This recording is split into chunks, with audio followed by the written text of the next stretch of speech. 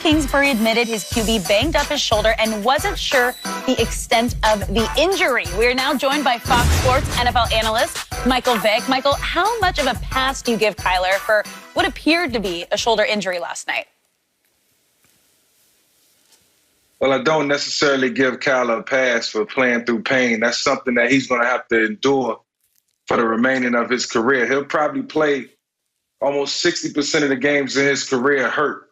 But, at the same time, he'll have to find a way, find the will to win. And I thought he did a great job last night. Actually, I think the Arizona Cardinals should have won the game last night. They was in position so many times, but so many flags, so many penalties, so many things ill-advised happen to always push them backwards. But, in terms of Kyler, I'm proud of him. I'm proud of the way he battled. I'm proud of the way he played through the injury. And, in my second year in the league, 2 AC joint sprains, both shoulders, sprained thumb, still had to find a way to get it through, to get it done and get through. So, these are things that's going to happen, elements that he's going to have to deal with. But sometimes playing hurt makes you play better. It makes you focus in more. It gives you more of a sense of presence around you, and things happen. You're more aware. You're more ready for the things that's going to happen or things that can come at you on defense. So, I'm surprised that Kyler continued to play through the injury. I don't think he was hurt as most people thought he was, but for him to continue to play and battle through it said a lot about him.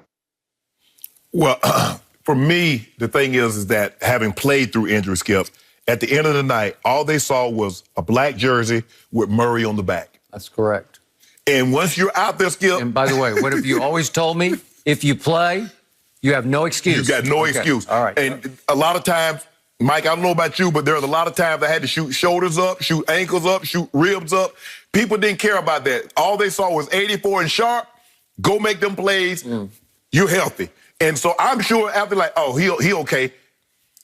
People forgot all about Kyler, got fallen on in the first quarter. They expected him to make those plays. But I thought it affected him because I think they went into this game, Mike, saying we're going to throw the ball because Seattle's defense is so poor against the pass. We're going to throw.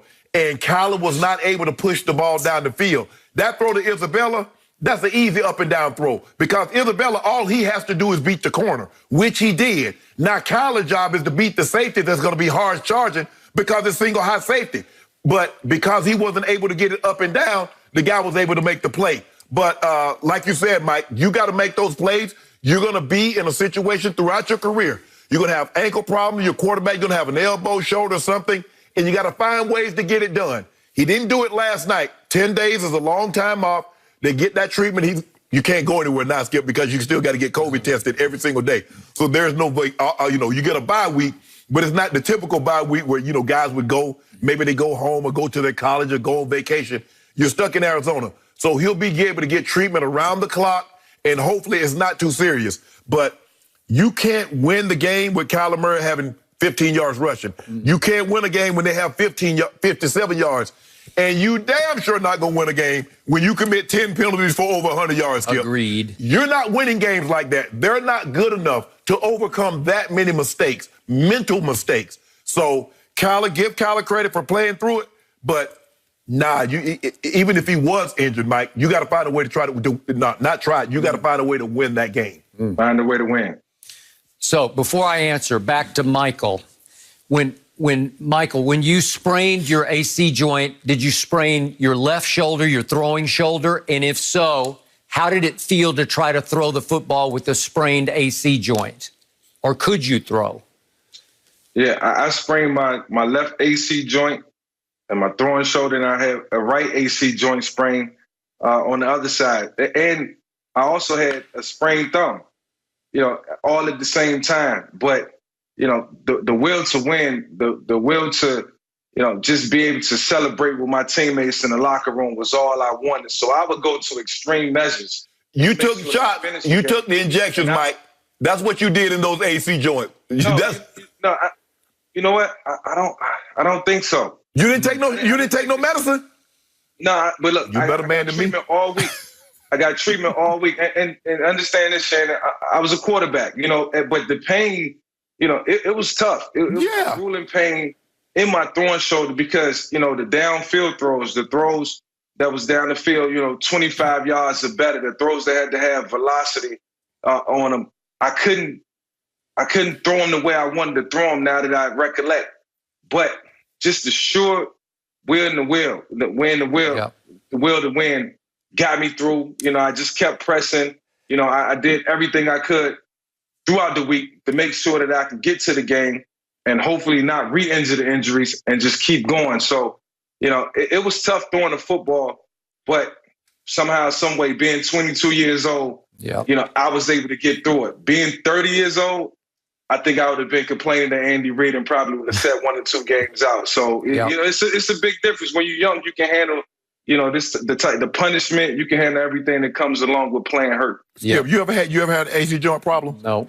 I had it. Dave Durst, rest his soul. I caught a 7 route at home in a preseason game. Yep. And Dave Durst tackled me, and I landed just like Kyler. And it did both of mine. Skip, I couldn't pick my arms up like this here. Okay. So to throw a football, I ended up getting like 3 shots. I took in both AC joints, and I got them up under the armpits. And then once I did that, Skip, I was like, I could fly. So for Kyler to be able to throw the ball in that kind of pain, you take your hat off to him, Skip, because I know what he's going through. Okay. This has been my biggest frustration in covering the sport that you two played at the highest level. I've always wished there could be some kind of machine whereby I could stick my hand in it for 5 seconds and feel what you're feeling in your shoulder or Kyler was feeling in his shoulder last night, just for 5 seconds. Because if I could feel it, then I could gauge. I could say, well, that's not that bad. Or I could say, God, how is he even on the field? Yeah.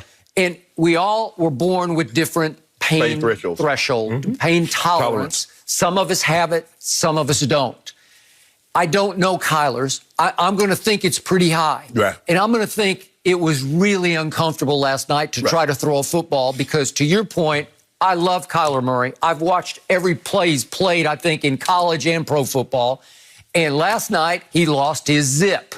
He lost the mustard on his throws. That throw to Isabella, it hung. It looked more Tua-esque than Kyler-esque because Kyler has got a flat-out cannon. Yeah, he got zip. Again, I'm not saying it's quite Michael Vick's cannon, but it's up there. And he can throw it long, and all of a sudden he had no range last night because I don't think he could muster it up to throw it that far. And then they couldn't run it a lick because I think they wanted to protect his shoulder. So they took the zone read completely out of the offense. And it's not who he is anymore, right? He still threw it 42 times. And the throw to Isabella was catchable. If it had been to D-Hop, he's going to catch that ball. But Andy Isabella's 5'9", and he runs better than he catches it. So in the end, do I give him a pass, even though if you're out there, there's no excuse? I do give him a pass. And I was proud of him like Michael was. I think he sucked it up and played through it and did about as well as he could. He still threw for 269. I mean, but think about it, Skip. You remember Drew finished the first half after his injury. Drew Brees did. And he's playing with multiple fractured ribs and a punctured lung? Are you kidding me? So he threw like 8 more passes. He did. You want to talk about pain threshold? Exactly. And I'm telling you. But like I said, that AC joint ain't nothing to play with. No. No, it ain't nothing to play with. And as a quarterback, and Shannon, you know this, any other position, when you're a starter at your position respectively, you love your backup, but you don't want your backup in the game. You don't want him to go in the game and finish. It's no hate. It's no jealousy behind it.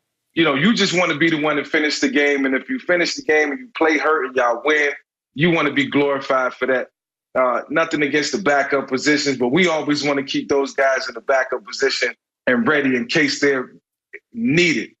Other than that, as starters, hurt or not, we want to finish the game. Yeah, there's the expectation level. Skip, you're not, hey, you're going to be okay, right? Just take the week off, see how you feel. Skip, they make you feel so good.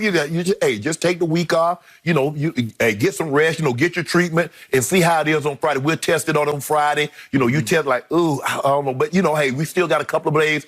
What do you think about this ejection? All right.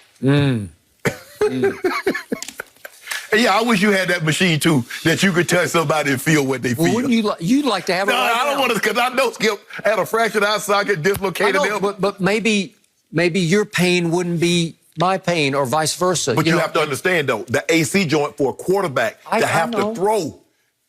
Okay. Are there grades of AC joint? Oh, yeah. Like,